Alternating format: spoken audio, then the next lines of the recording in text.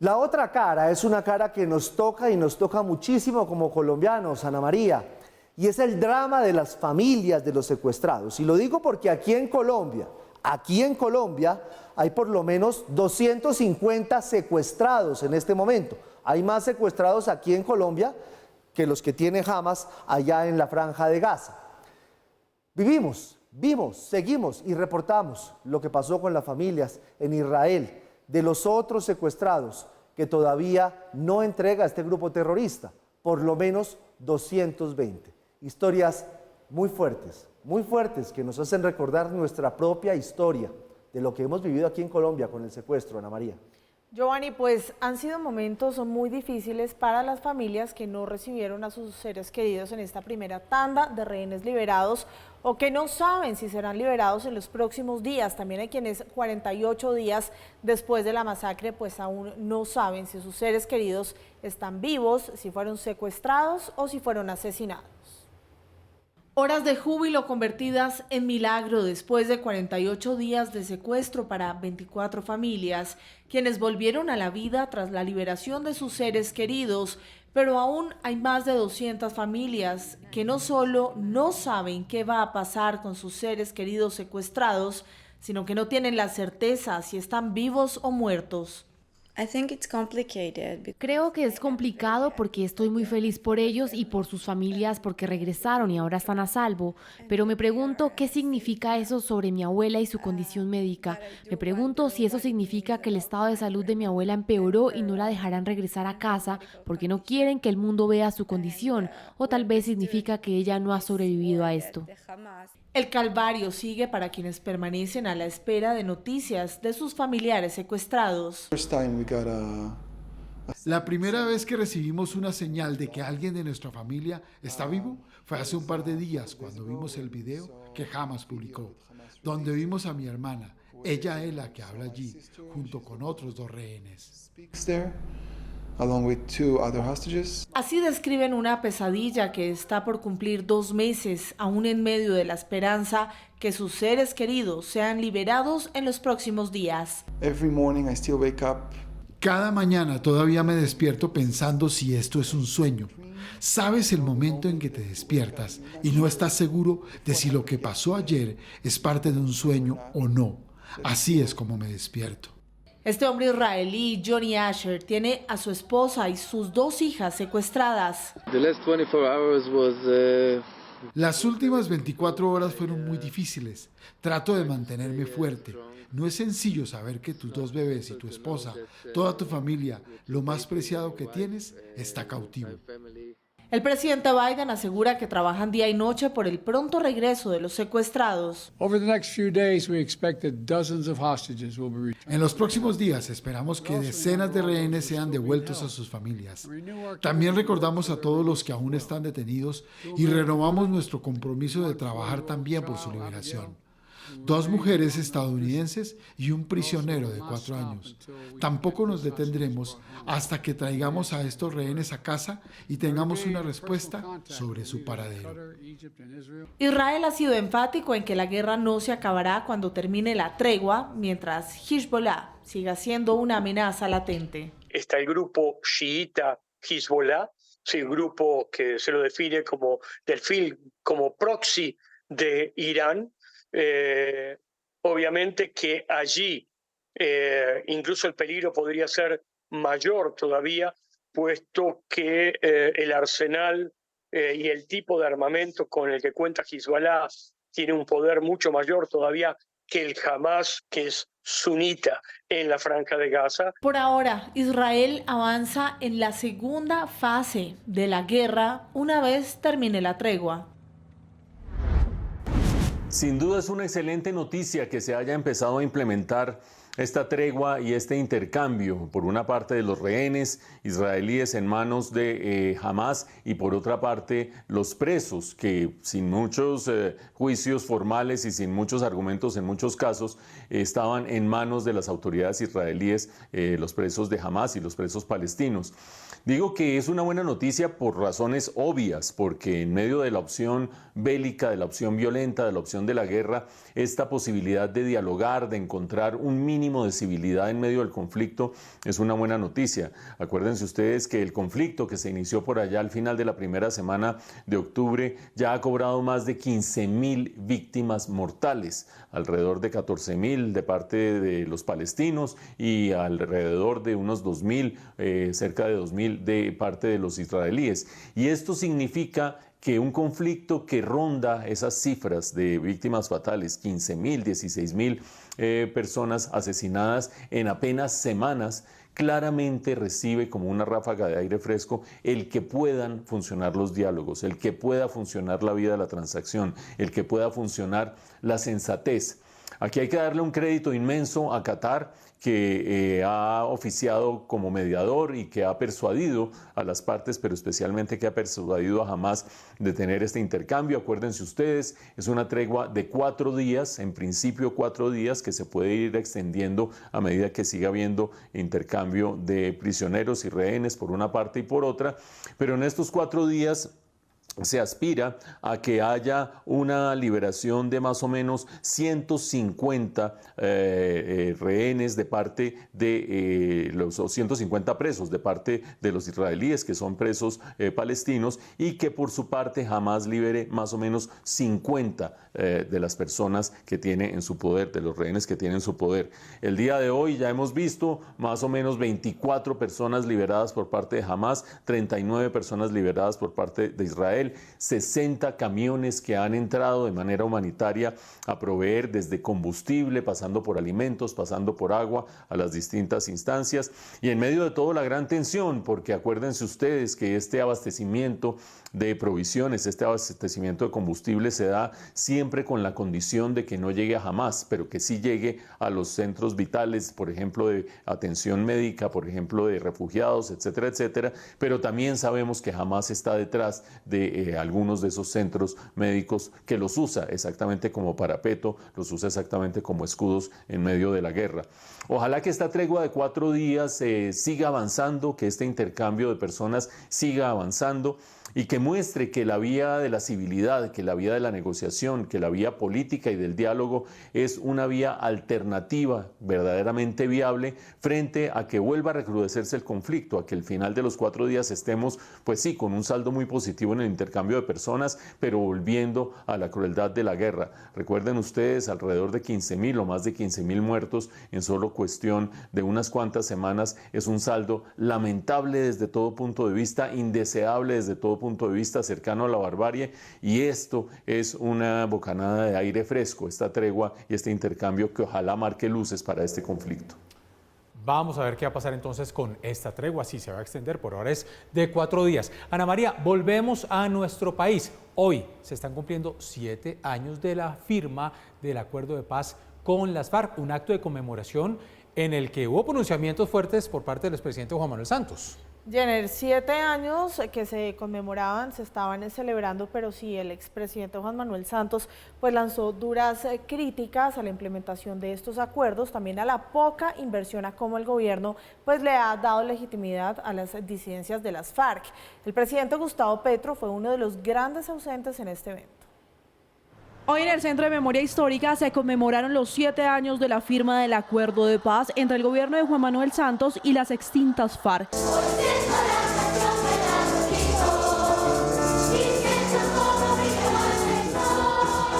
Y el exmandatario hizo una radiografía de la implementación. El expresidente inició enviándole un mensaje al presidente Gustavo Petro sobre el error de legitimar a las disidencias de las FARC como presentarse ahora como las FARC-EP y como Estado Mayor Central. El peor error estratégico que ha cometido este gobierno fue darle patente de corso a la intención de las llamadas disidencias de presentarse como las FARC-EP, y no solamente como las FARC-EP, sino como el Estado Mayor de las FARC-EP. Pero además el Nobel Paz reclamó la falta de estructura y presupuesto para la implementación de los acuerdos y le hizo un llamado al hoy nuevo comisionado de paz, Oti Patiño.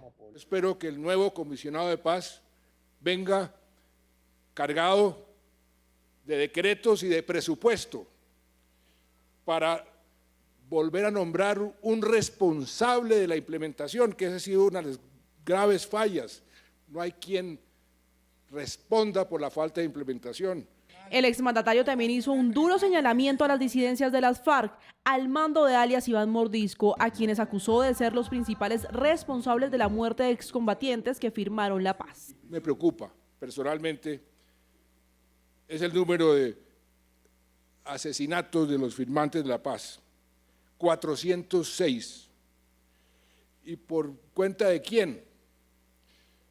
De muchos factores, pero también por cuenta de las disidencias, de las llamadas disidencias, que están ejerciendo violencia en los territorios y contra los firmantes de paz. El expresidente Juan Manuel Santos también se refirió a los macrocasos de la Jurisdicción Especial para la Paz y envió un mensaje para avanzar. Pero le diría también a la JEP que pare ahí, que ya tiene 11 macrocasos y que se dedique, ya como lo anunció el presidente de la JEP, a las sanciones y a cumplir con todo lo que se le ha establecido.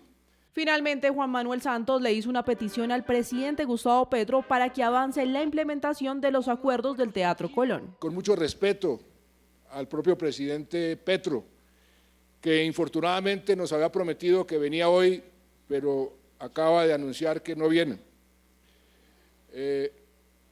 Con mucho respeto se lo dijimos, que la paz total no opaque la implementación del proceso de paz con las FARC. El exmandatario además se refirió a las cifras del Instituto Kroc frente a la implementación de los acuerdos, donde señalan que de los 578 acuerdos, el 11% están sin iniciar, el 38% en estado mínimo, el 20% en estado intermedio y el 31% están en estado de completa implementación. Bueno, pues vean ustedes cómo corre el tiempo, 7 años ya del acuerdo de paz del gobierno de Juan Manuel Santos, del entonces gobierno de Juan Manuel Santos y las FARC. Y la verdad es que el balance sigue siendo agridulce. En estos 7 años ha habido toda clase de énfasis después de un cierto desdén y casi que desinterés del gobierno de Iván Duque por la implementación del acuerdo. Ahora se ha intensificado un poco esa implementación, pero a la vez está rodeada de un entorno bastante complejo.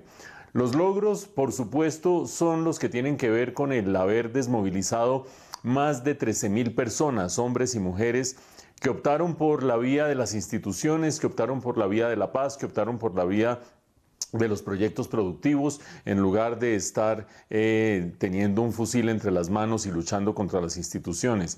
Ese es un logro que no se nos puede olvidar y que constituye una meta que debería perseguir cualquier acuerdo de paz subsecuente que se desarrolle en el país. Aparte de eso, dentro de los logros, por supuesto, están las instituciones que dejó el acuerdo de paz. Entre ellas sobresale pues, el trabajo de la Comisión de la Verdad, ya entregado hace varios meses, pero también las instituciones de la JEP, que creo que han sido claves, no solamente para tratar de resolver, identificar culpables, etcétera, etcétera, sino también para sacar a flote verdades que creo yo que son muy importantes para la historia de este país, para la búsqueda de reconciliación y todavía los fallos que tienen que venir de parte de la JEP, que van a ser en su momento cuestionados, polémicos, pero tremendamente importantes. De otro lado, la agenda pendiente es grande y la agenda pendiente se acumuló durante el gobierno de Iván Duque y se ha estado acumulando en cierta medida durante el gobierno de Gustavo Petro. En primer lugar, la entrega de tierras, el capítulo de tierras del acuerdo con las FARC tiene un desarrollo tremendamente incipiente y en unos 170 municipios en que se desarrolla la implementación de los acuerdos de manera más intensa, la agenda de entrega de tierras sigue siendo una asignatura pendiente. También es una asignatura pendiente la sostenibilidad de los proyectos productivos. Estas 13.000 o 14.000 personas que optaron por la vía de la paz, por la vía de la institucionalidad, se enfrentan a condiciones bastante precarias y bastante adversas para tratar de llevar una vida normal en medio de la civilidad y en medio de la paz. ¿Por qué? Pues porque las condiciones de vida no son propicias y no se ha logrado en muchísimos casos tener una opción sostenible desde el punto de vista económico. Pero tal vez los mayores desafíos presentes tienen que ver con dos procesos que se han intensificado bajo el gobierno de Gustavo Petro. Uno es las tremendas condiciones de inseguridad en las que se mueven estas personas, la cantidad de personas desmovilizadas de las FARC que han ido cayendo, siendo asesinadas, en parte por venganzas, en parte por sencillamente acciones de la criminalidad, ante la incapacidad del Estado colombiano, ante la incapacidad de la fuerza pública de evitar que eso suceda. Y ese bajar la guardia en el frente de la seguridad de parte del actual gobierno es una responsabilidad grande que le cae en este proceso de implementación del proceso de paz. Y el otro frente que también es relevante es que la manera como se está adelantando la paz total, de modo relativamente indiscriminado, sin mayores condiciones, dándole muchas gabelas y muchas ventajas a los grupos al margen de la ley, pues también ponen un poco a pensar a aquellos que se desmovilizaron con unas condiciones rigurosas, con un proceso riguroso, formal, en el proceso de paz de hace 7 años. Casi que esta especie de anuencia con el control territorial de parte de grupos al margen de la ley deja pensando a muchos de los que en su momento optaron por la vía de la institucionalidad en lugar de seguir blandiendo unos fusiles.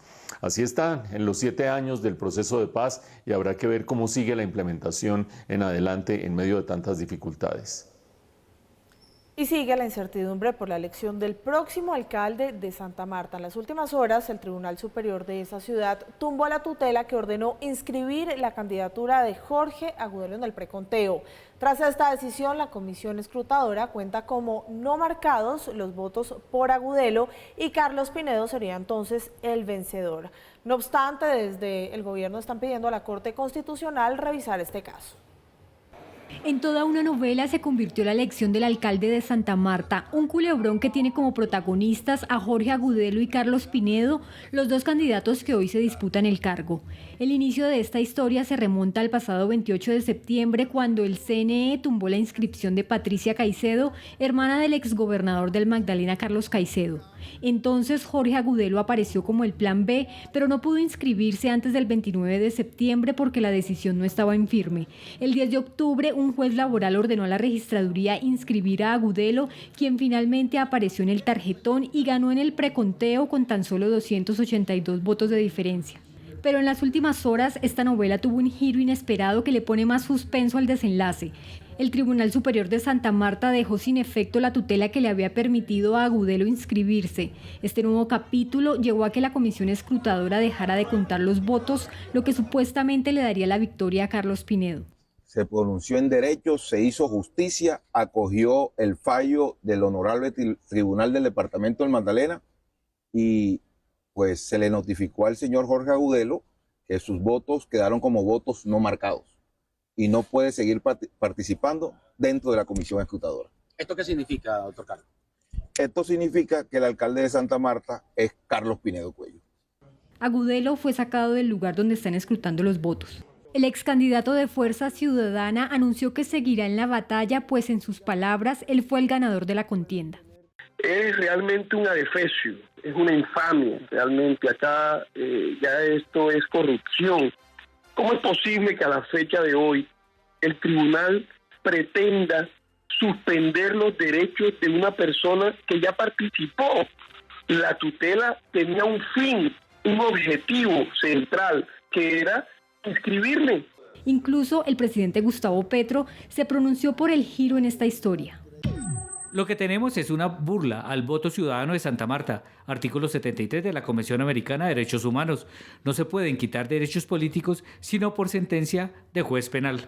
El jefe de la cartera política pidió a la propia Corte Constitucional pronunciarse sobre este caso. Exmagistrados del CNE explican cuáles podrían ser los escenarios de desenlace de esta novela. La comisión escrutadora que adelanta el proceso de escrutinio no le quede otra que la de declarar esa votación obtenida por esa persona como votos no marcados y la de declarar la elección de aquel ciudadano que en el proceso de escrutinio resulte con las mayorías. Lo que seguirá entonces de ahora en adelante es una pugnacidad en los estrados judiciales, pero de por medio se encuentra la decisión de si se respeta o no la voluntad popular. Simpatizantes de Fuerza Ciudadana protestaron por la decisión de la comisión escrutadora de no contar los votos de Jorge Agudelo.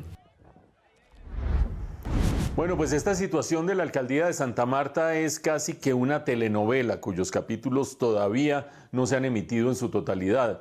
Ese primer capítulo dramático en el cual se inscribió a las volandas, a las carreras, la candidatura de Jorge Agudelo de Fuerza Ciudadana, del movimiento de Carlos Caicedo, un movimiento que ya lleva 3 periodos en el poder en Santa Marta y que trató mediante esa inscripción de Jorge Agudelo de superar una descalificación que se dio de la inscripción de su anterior candidata y que en cuestión de horas logró sacar esta carta debajo de la manga y en su segundo capítulo dramático le ganó a su contendor, a Carlos Pinedo de Santa Marta, sí puede, por apenas 282 votos. Ustedes se acordarán que fue en el preconteo una de esas elecciones y uno de esos conteos dramáticos en que cualquier voto contaba y finalmente se consolidó esa cifra de ventaja para el movimiento de Carlos Caicedo y para Jorge Agudelo de 282 votos, insisto.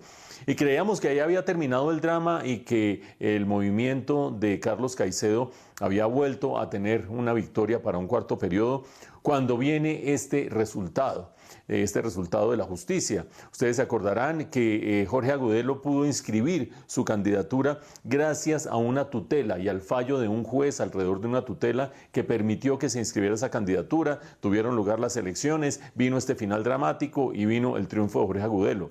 ¿Qué pasa? Que cualquier fallo judicial tiene instancias, una segunda instancia en la que se apela el fallo de primera instancia sobre esta tutela y en este caso es el Tribunal Superior el que termina emitiendo ese fallo en segunda instancia diciendo se cae la tutela mediante la cual el juez había permitido la inscripción de Jorge Agudelo.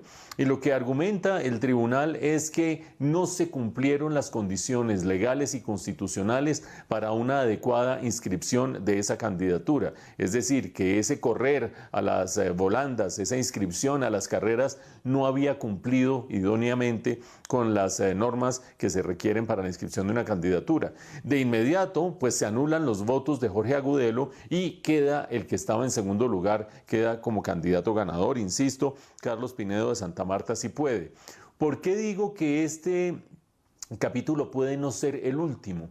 Porque existen instancias de apelación y seguramente lo que vamos a ver es que Fuerza Ciudadana, que Carlos Caicedo, que su equipo van a apelar esta decisión del tribunal, además porque las autoridades electorales, una cosa es la justicia, la tutela y lo que permitió que se inscribiera Jorge Agudelo, pero otras son las decisiones y los puntos de vista del Consejo Nacional Electoral y las normas electorales. Por lo tanto, al existir esas dos líneas, digamos, esa divergencia de pareceres, probablemente el movimiento de Carlos Caicedo va a apelar esta decisión del tribunal y seguramente este no va a ser el último capítulo de esta telenovela dramática, no solamente por lo que significa en términos políticos, sino por lo que significa para la ciudad. Esta incertidumbre, esta inestabilidad de quién irá a ser su próximo mandatario. Por el momento, el mandatario elegido es Carlos Pinedo, hay que decirlo, pero ¿qué irá a suceder con él?